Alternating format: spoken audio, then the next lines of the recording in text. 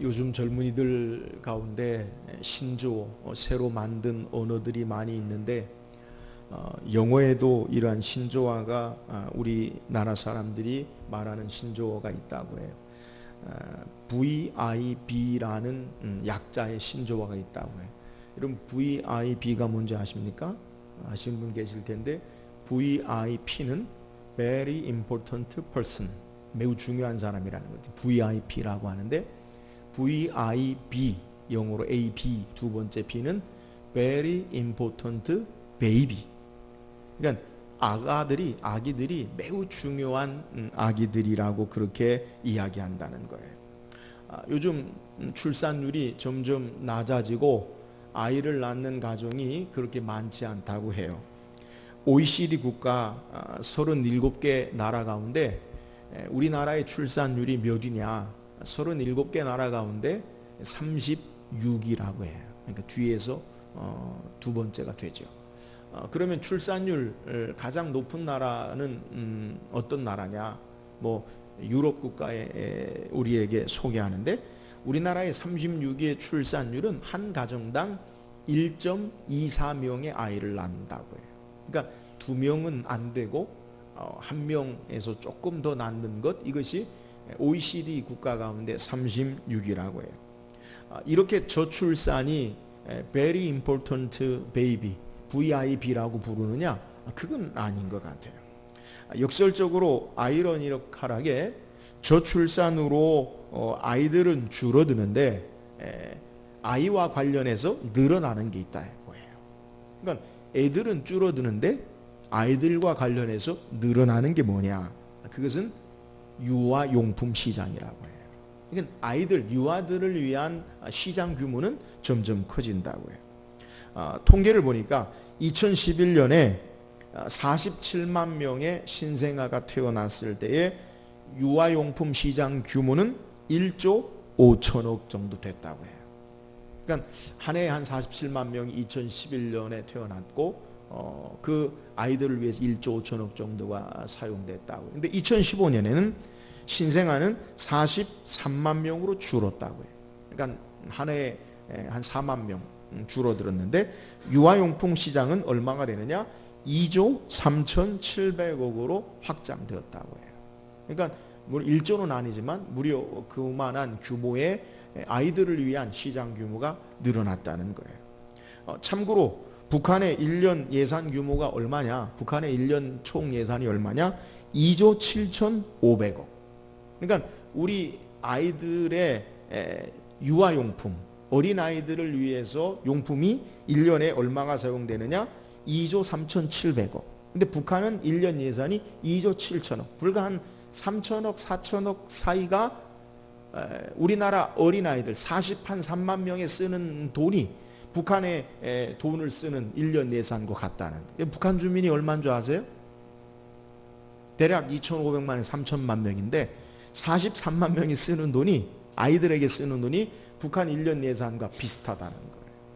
요즘 대통령 선거가 있어서 통계를 많이 이야기하는데 우리나라 1년 총 예산이 얼마가 되느냐? 2016년 기준으로 386조가 된다고 해요. 그 가운데 국방 예산은 얼마가 되느냐? 약 한 40조가 돼요.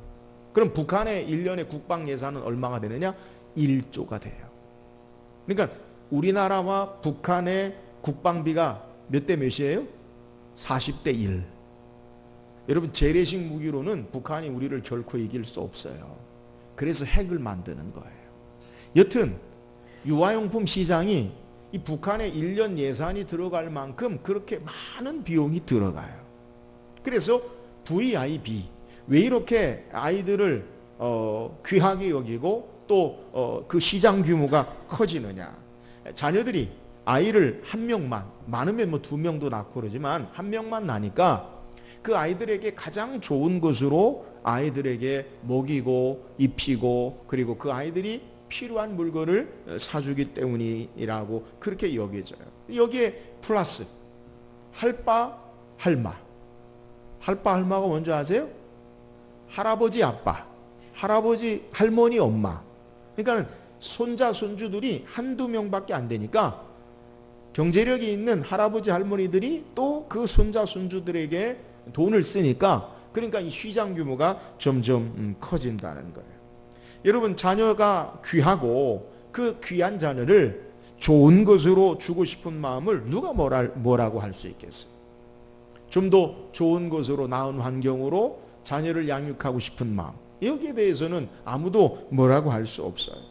그러나 우리가 신앙 안에서, 믿음 안에서 외적인 이러한 환경보다 더 중요한 것은 그 아이들의 어떻게 신앙의 자세로 아이들을 양육해야 하는가. 그러니까 외적인 환경보다 더 중요한 것이 뭐냐? 그들의 믿음으로, 신앙으로 길러내는 것, 이것이 더욱 중요한 것임을 우리는 알아야 돼요.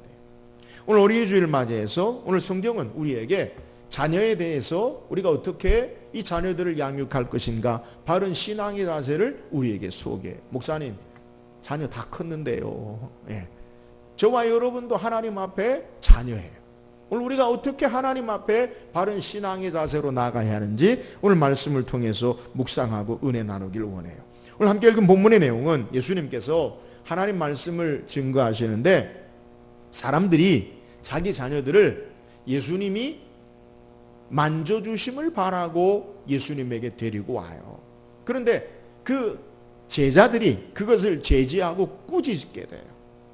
그러니까 예수님이 그 광경을 보시고 화를 내시면서 제자들에게 말씀하시기를, 어린아이들이 내게 오는 것을 용납하고 금하지 말라. 하나님 나라가 이런 자의 것이다.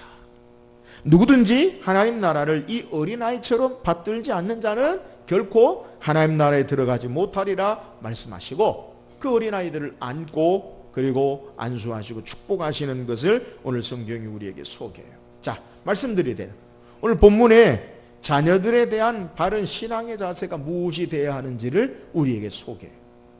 오늘 본문에 우리에게 등장하는 인물들, 자녀들을 예수님께 데리고 나온 사람들, 그것을 제재하고 꾸짖는 제자, 그리고 그것에 대해서 다시 예수님께서 말씀하시고 기도하시는, 축복하시는 그 모습을 통해서 우리 아이들에 대한, 또 저와 여러분이 하나님 앞에 자녀로 어떠한 신앙의 삶의 자세로 나가야 하는지 우리가 생각해 보길 원해요. 자, 그렇다면 자녀에 대한 바른 신앙의 자세가 무엇이 되어야 합니까? 오늘 13절 한번 읽어보세요. 13절입니다. 시작. 사람들이 예수께서 만져주심을 바라고 어린아이들을 데리고 오매 제자들이 꾸짖거늘. 자, 사람들이 예수님에게 어린아이들을 데리고 왔어요. 근데 왜 사람들이, 주님이 말씀하시는데 사람들과 더불어 하나님의 나라의 천국 복음을 전하시는데 왜 사람들이 어린아이들을 예수님께 데리고 왔다고 성경이 소개합니까? 무엇을 위해서? 예수께 만져주심을 바라고 데리고 왔다는 거예요.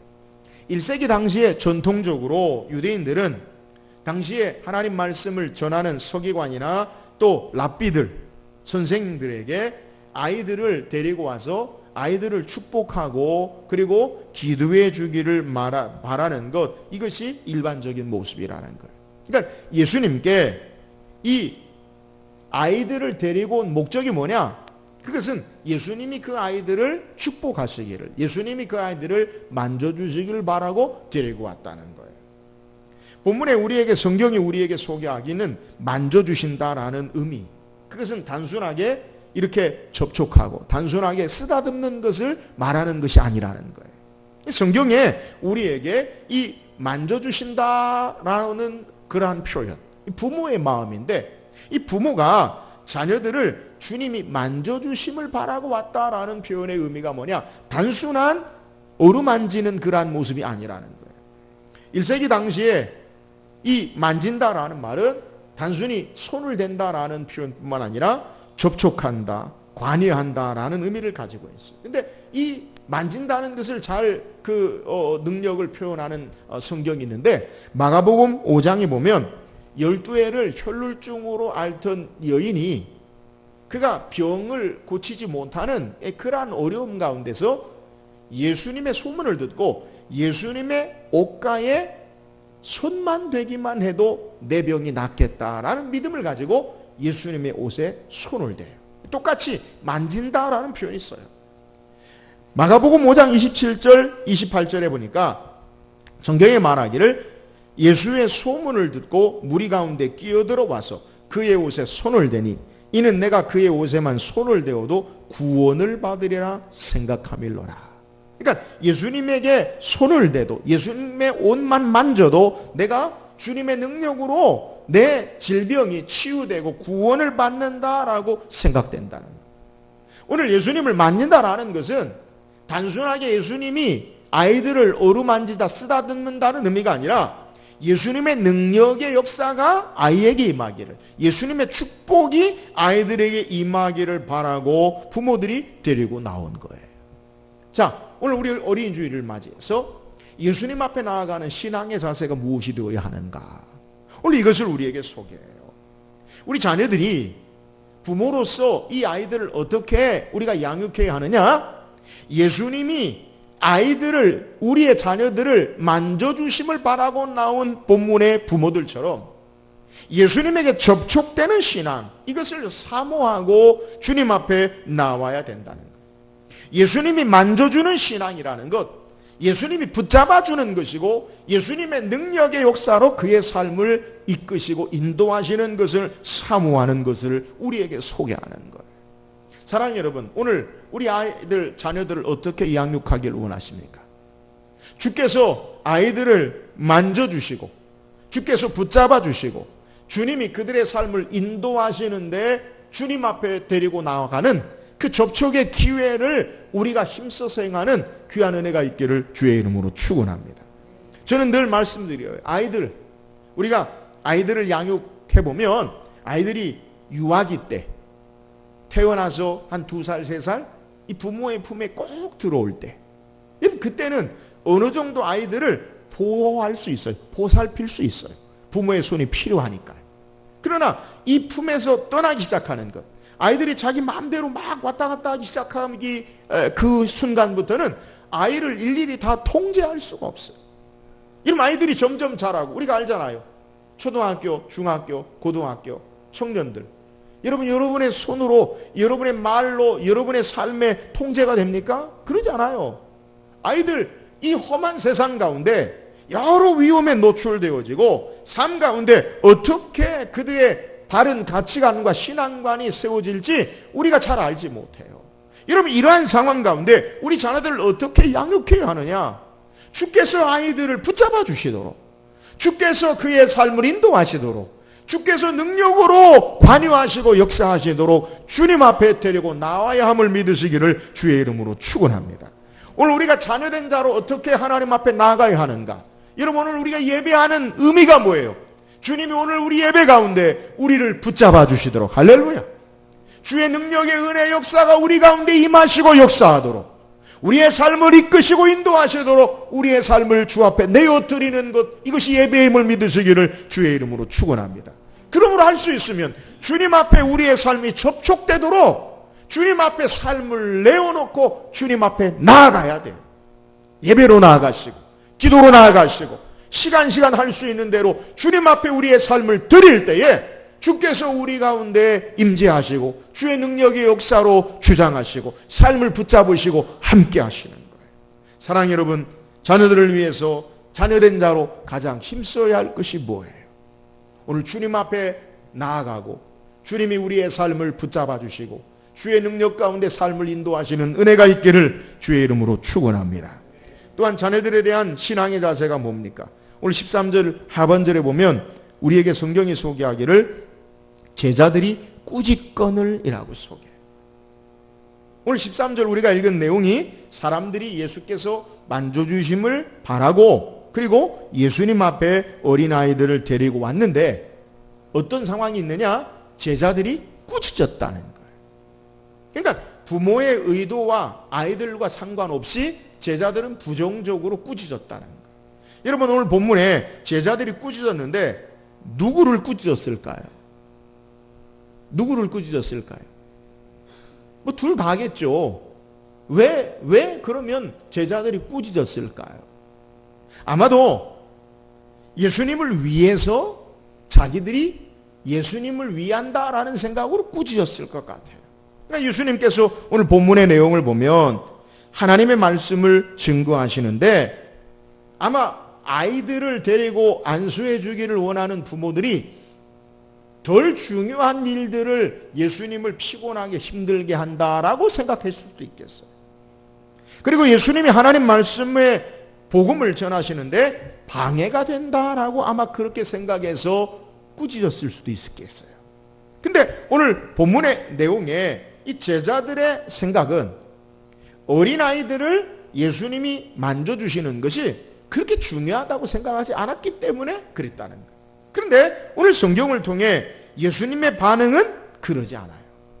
예수님 어떻게 반응하시느냐? 오늘 본문 14절에 예수께서 보시고 노하시어 이르시되, 예수님께서 이 광경을 보시고 노하셨다는 거예요. 우리가 여기서 생각해 볼 수 있는 것, 1세기 당시에 이 어린아이들에 대한 생각, 이 어린아이들에 대한 일반적인 개념이 어떠하느냐? 아직 덜 성숙된 존재로 온전한 인격체로 보지 않아요. 그래서 마태복음 성경에 소개할 때 14장 21절에 예수님께서 보리떡 5개와 물고기 2마리를 가지시고 5,000명을 먹이시고 난 이후에 성경이 뭐라고 소개하냐면, 먹은 사람은 여자와 어린이 외에 5,000명이나 되었더라. 그러니까 여자와 어린아이를 셈도 하지 않았다는 거예요. 1세기 유대인들은 여자와 어린아이는 법적인 증인으로 효력이 없다라고 생각해요. 아직 사람으로 온전한 인격체로 생각지 않았다는 거예요. 그러니까 오늘 제자들이 꾸짖었다라는 것이 이해가 되죠. 대부분 예수님 앞에 아이를 데리고 온 사람들이 아빠일까요? 엄마일까요? 대부분 엄마겠죠.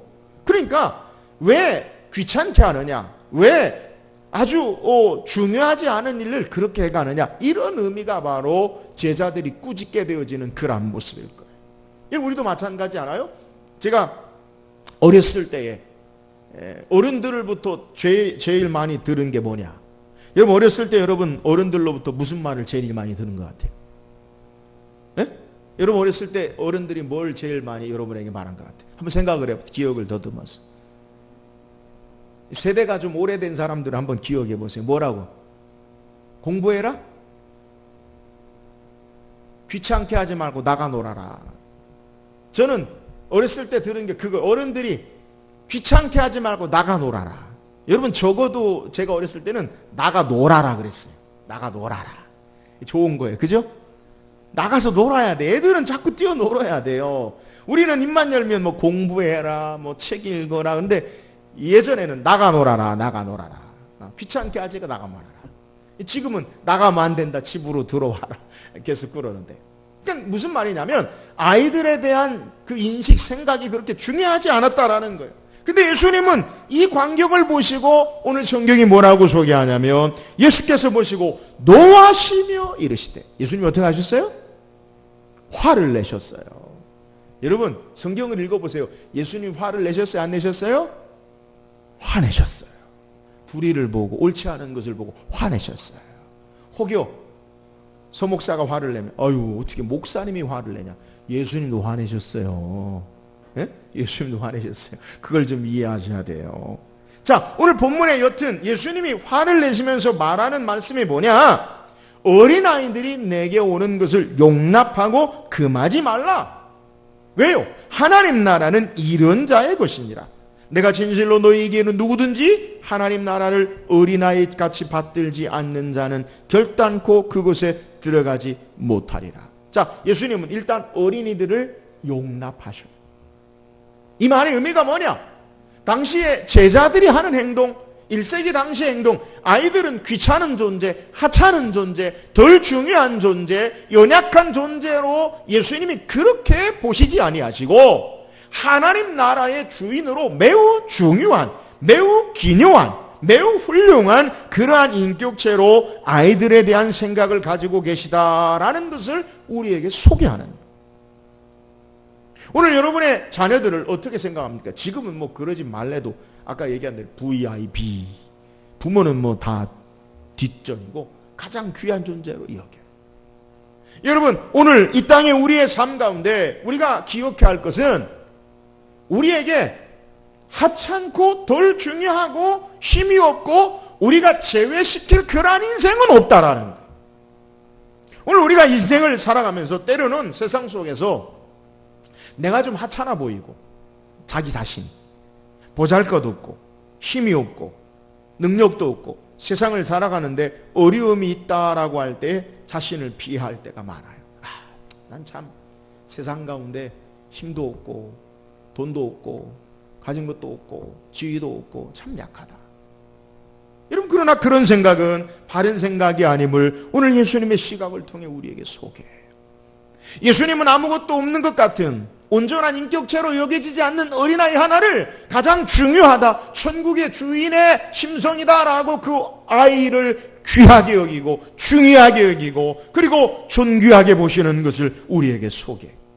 비록 이 땅에 우리의 삶이 어린아이와 같은 힘이 없고 연약한 삶의 모습이라 할지라도 우리 주님은 가장 귀한 존재로 여기시고 축복하심을 믿으시기를 주의 이름으로 축원합니다.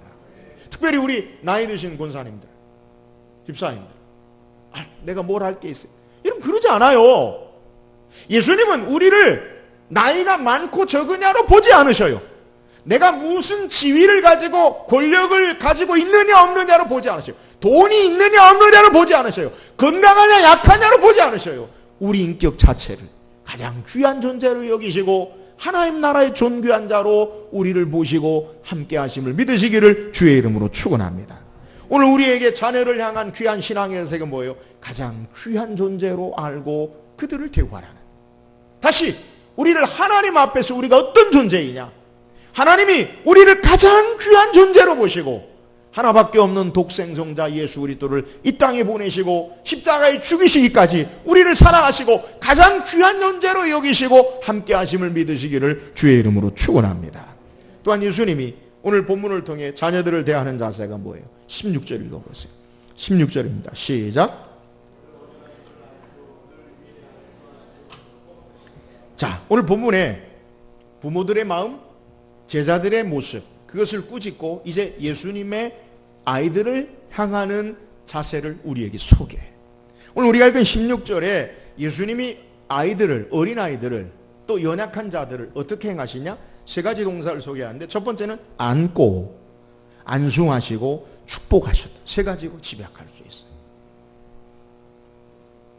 오늘 본문의 내용, 아이들이 부모의 손에 이끌려서 예수님께로 나가지요. 자기들 의지와 상관이 없어요. 그런데 어떤 일이 벌어져요? 제자들이 막 꾸짖어요. 그러니까 아이들은 자기들이 잘못한 게 하나도 없음에도 불구하고 괜히 엄마 손에 이끌려갔다가 엄한 소리를 들어요. 그럼 아이들이 너무 위축되지 않겠어요? 근데 여기에 또 예수님이 막 화를 내시고 얘기를 하셔요. 아이들이 더 이렇게 막 힘이 이렇게 위축되고 그러지 않겠어요? 근데 그런 아이들을 예수님이 어떻게 하시느냐? 그들을 안아주셨어요. 여러분, 예수님이 안아주셨다는 것이 어떤 의미입니까? 따뜻한 사랑으로 그들을 감싸주시는 모습을 우리에게 소개하는 거예요. 여러분, 자녀를 향해 우리 예수님이 어떤 신앙의 자세로 우리에게 양육해야 하는가를 보여주는 거예요. 무엇입니까? 따뜻한 사랑으로 우리 자녀들을 안아주시는 거예요. 사랑해요, 여러분. 여러분의 어린 자녀들 할 수 있으면 따뜻한 사랑으로 자주 안아주시기를 주의 이름으로 축복합니다. 여러분, 하나님은 가정을 통해 우리 부모, 아빠와 엄마를 통해 주님의 사랑, 하나님의 사랑을 우리에게, 아이들에게 투영하도록 가정을 세우시는 거예요. 여러분, 가정의 존재의 목적이 뭐예요? 너와 내가 좋아서 결혼하는 게 아니라 하나님의 나라와 하나님의 뜻을 이 가정을 통해 이루어가는 거예요. 여러분, 창세기 1장에 하나님께서 사람을 창조하시고 그들에게 사명을 줘요. 그게 뭐예요? 생육하고 번성하고 땅에 충만하라, 땅을 정복하라. 이 말은 너희가 막 애를 많이 낳아라, 그런 의미가 아니라 하나님의 창조주의 능력과 영광, 하나님의 통치와 역사, 하나님의 선한 뜻을 너희 가정을 통해, 너희 삶을 통해 땅끝까지 이루어 나가라는 거예요. 여러분, 가정의 가장 귀한 사명이 뭐냐? 우리 가정을 통해 하나님의 통치하심, 하나님의 다스리심, 하나님의 역사하심, 하나님의 영광을 선포하고 증거하는 것임을 믿으시기를 주의 이름으로 축원합니다. 그래서 자녀들이 아버지를 통해, 어머니를 통해 하나님의 뜻을 분별하고 하나님의 사랑을 알고 그 은혜 앞에 삶이 있는 거예요. 여러분, 자녀들이 하나님의 사랑을 어떻게 실감하느냐? 이 부모의 사랑을 통해 그걸 깨닫는 거예요. 아빠의 사랑, 엄마의 사랑. 아, 하나님이 이렇게 사랑의 하나님이구나. 그러므로 가정에 할 수 있는 대로 사랑으로 우리 자녀들을 기르고 양육해야 된다는 거예요. 사랑 여러분, 여러분의 자녀들을 사랑으로 안아주시고 사랑으로 양육할 수 있기를 주의 이름으로 축원합니다. 흔히 어렸을 때부터 제가 들었던 말, 사랑의 매. 사랑의 매라고 그러죠. 여러분, 사랑의 매가 있습니까? 부모들은 사랑으로 매를 때린다고 그러죠. 사랑으로 매를. 사랑으로 매를 때립니까? 자기 분에 못 이겨서 애를 때리지. 여러분, 아이들을 때리는 건요, 폭력이에요.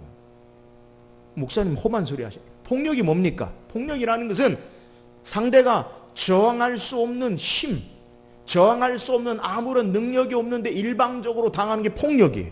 아시겠어요? 힘이 서로 있다. 그러면 정당방 서로 싸울 수 있어요. 근데 일방적으로 연약하고 힘이 없는 자에게 힘을, 위압을 강하고 폭행을 하는 것, 이게 폭력이에요. 그래서 유럽이나 미국은요, 자녀 때리면 바로 경찰 출동해요. 폭력으로 달아요. 여러분, 아이들이 엄마 아빠 이길 수 있는 힘이 있습니까? 부모는 사랑의 매라고 몽둥이를 들고, 몽둥이는 안 들겠죠, 회초리를 든다고 합시다. 그럼 아이들은 저항할 수 있어요? 엄마 아빠를 상대로 저항할 수 있어요? 없어요. 일방적으로 당하는 거예요. 아이들의 사고가 어떻게 생겨지느냐? 아, 일이 안 되면 힘으로, 폭력으로 행하면 해결된다, 이런 인식이 돼요. 여러분, 아이를 때리지 마세요. 어떻게 해야 됩니까? 말로 훈계하시고 그에 대한 책임으로 아이들이 깨닫게 하세요. 여러분, 사랑으로 감싸줘야 돼요. 아이를 때리는 것, 여러분, 성화교회 성도들은 애들 때리면 안 돼요. 어찌하든지 사랑으로 감싸고 또 그 아이들이 책임있게 자기의 삶을 알도록 그렇게 깨닫게 하는 거예요. 생각할 수 있도록 하고 행동을 멈추게 하고 삶에 내가 불이익이 당하는 것, 아, 이렇게 하면 안 돼, 잘못을 스스로 깨닫게 하는 것, 이게 고쳐주죠. 때리면요, 맞고 말죠. 학교 다닐 때 행하는 게 뭐예요? 한 대 맞지 뭐. 숙제 안 해가 한 대 맞지 뭐. 그거 아니에요? 예? 저는 어렸을 때 그랬어요. 한 대 맞으면 되지. 그거, 여러분, 그건 해결 방법이 아니에요. 사랑 여러분, 예수님은 아이들을, 위축된 아이들을 안으시고 사랑하시고 감싸주셨어요. 우리 자녀들을 사랑하고 감싸주는 저와 여러분 되기를 주의 이름으로 축원합니다. 우리 예수님 우리를 어떻게 다룹니까? 우리가 잘못할 때마다 사랑의 매야 계속 때립니까? 여러분, 하나님이 우리를 사랑의 매를 들으셨다면 이 자리에 저와 여러분 앉아있지 못해요. 주님 우리를 사랑하심으로 우리를 감싸시고 안아주셔요. 오늘 주님의 자녀로 주의 사랑으로 우리의 삶이 있음을 알고 그 사랑을 우리 자녀들에게 감싸고 안아줄 수 있기를 주의 이름으로 축원합니다. 예수님 자녀를 어떻게 하셨어요? 안수한 게 뭐예요? 기도하신 거예요. 여러분, 우리 자녀들을 어떻게 양육해야 합니까? 기도로 양육할 수 있기를 주의 이름으로 축원합니다. 오늘 오후에 우리가 말씀을 살펴볼 텐데, 이스라엘의 가장 위대한 선지자 중에 한 사람 사무엘을, 그의 어머니의 기도를 통해 사무엘이 탄생했어요. 우리 자녀들을 어떻게 양육해야 합니까? 여러분, 기도로 양육하세요. 기도하는 부모가 있는 자녀들은 망하지 않아요. 기도하는 부모가 있는 그의 자녀들은 하나님이 축복하셔요. 여러분, 여러분의 자녀들을 위해서 눈물로 기도하시고 여러분의 자녀들을 위해서 기도하는 부모가 되기를 주의 이름으로 축원합니다. 우리 교회가, 제가 매일 이야기해요. 우리 교회 비전이 뭐냐? 다음 세대를 잘 기르는 교회. 다음 세대를 어떻게 기르겠다는 거예요? 여러분, 말씀과 기도로 그들을 양육하고 말씀과 기도로 그들을 축복해야 돼요. 하나님 나라의 존귀한 자로 그들을 기도해 줘야 돼요. 여러분, 할 수 있거든. 우리 자녀들을 위해서 기도로 늘 깨어서 양육할 수 있기를 주의 이름으로 축원합니다. 예수님이 어린아이들을 어떻게 하셨어요? 축복하셨어요. 축복하셨어요. 우리 자녀들을 축복하시기를 주의 이름으로 축원합니다. 주께서 귀한 영혼들의 삶에 하나님께서 일하실 것을 바라보고 축복하시고 믿음으로 축복하시고 우리 자녀들을 축복할 수 있기를 주의 이름으로 축원합니다. 세상에서 가장 든든한 후원자가 되어서 믿음으로 격려해 주세요. 젊은이들 요새 취업률이 없어서 힘들잖아요. 여러분, 격려하세요. 하나님이 함께 하셔요. 할렐루야. 괜찮아요. 좀 어깨 피고 괜찮아. 하나님이 우리 삶 가운데 이루실 놀라운 일들을 바라보고 격려하시고 축복하세요. 하나님이 함께 하셔요. 하나님이 너의 앞길을 축복할 거야. 하나님이 너를 귀하게 여기셔. 하나님이 무엇보다 중요한 것, 하나님께서 축복하시는 인생임을 각인시켜야 돼. 사랑하는 여러분, 오늘 하나님 우리를 축복하셔요. 그의 백성들을 영원한 축복으로 축복하셔요. 이 축복을 알고 이 사랑을 알고 자녀들을 축복할 수 있기를 주의 이름으로 축원합니다. 오늘 성경 우리에게 자녀를 대하는 바른 신앙의 모습, 그것이 무엇이 되어야 하는가 성경이 소개해요. 여러분, 우리가 어떻게 자녀들을 길러야 합니까? 주님 앞에 데리고 나와야 돼요. 주께서 만져주시고 주께서 붙잡아주시고 주께서 인도하시기 원하는 삶의 모습, 이것이 바른 신앙의 양육의 모습이에요. 우리 자녀된 자로 우리가 어떻게 신앙이 합니까? 주님 앞에 나와야 돼요. 주님이 우리 인생을 붙잡아 주시고 주님이 우리를 선한 것으로 인도하시도록 역사하셔야 돼요. 할 수 있는 대로 주님 앞에 주님의 만져주심, 주님의 붙잡아주심, 주님의 인도하심, 주의 능력과 함께하는 삶을 살기를 주의 이름으로 축원합니다. 오늘 자녀들을 어떻게 양육해야 합니까? 가장 귀한 존재로 여기고 존중해야 돼요. 오늘 이 땅에 주님은 먼지와 같은, 젤과 같은 우리 인생들을 가장 귀히 여기시고 독생성자 예수 그리스도를 십자가에 죽이기까지 우리를 사랑하셨어요. 우리를 가장 귀한 존재로 여김을 알고 우리의 소유의 유무, 우리의 힘의 유무, 권력의 유무가 아니라 우리 인격 자체를 가장 귀중한 존재로 알고 신앙할 수 있기를 주의 이름으로 축원합니다. 주께서 어린아이들을 어떻게 하셨어요? 안고 사랑하고 기도하고 축복하셨어요. 사랑하는 여러분, 우리가 어떻게 하나님의 자녀로 살아야 합니까? 서로를 감싸고 안고 축복하고 기도하는 우리 자녀들 이렇게 양육할 수 있기를 주의 이름으로 축원합니다.